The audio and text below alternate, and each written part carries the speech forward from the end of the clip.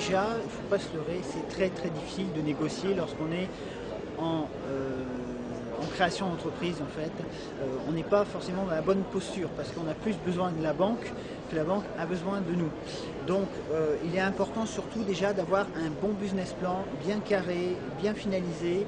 Ce qu'on peut négocier, il y a différentes choses. Déjà, un découvert autorisé, un encours bancaire, de telle manière à prévoir le besoin, enfin les travers, on va dire, d'activité, sachant que le besoin en fonds de roulement, ça il faut le prévoir par un encours, quoi qu'il arrive, si on a besoin on a un fort besoin en fonds de roulement.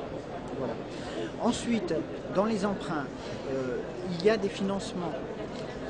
Souvent, les banques ne pensent pas à vous proposer des garanties aux EO, par exemple.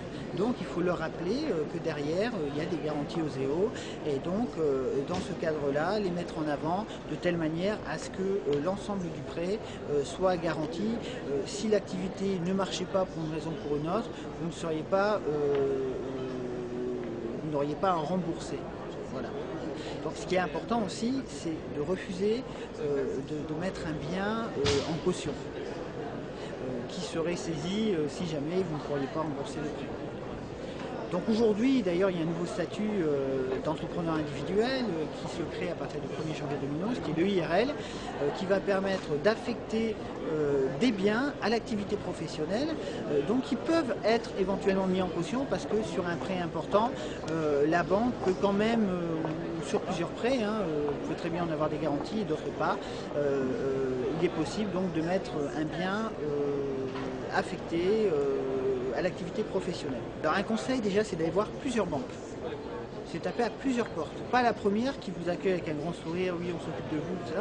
Parce que ce qu'il faut voir, c'est ce qu'on vous propose. C'est de voir ce que vous proposent les différentes banques pour aller à celle qui va vous faire la meilleure offre. Donc c'est de bien matérialiser toutes les demandes, tous les besoins de l'entreprise à l'appui du business plan, de telle manière à éviter d'avoir demandé au coup par coup, c'est de vraiment prévoir tout ce qui peut être prévu lors de la création d'entreprise. Ensuite, ce qui est important, lorsqu'on démarre une entreprise, le banquier, il faut le prendre comme un partenaire, c'est-à-dire qu'il ne faut jamais aller le voir quand on a besoin de lui, il faut le voir avant, il faut anticiper. Vous devez avoir une vision de votre activité. Vous voyez que quelque chose se passe différemment que prévu, avant même que vous dépassiez par exemple votre découvert autorisé, que vous ayez un problème d'incident bancaire, il faut aller voir votre banquier et à tout prix donc trouver une solution avant même que ça se passe, que le problème arrive. Voilà.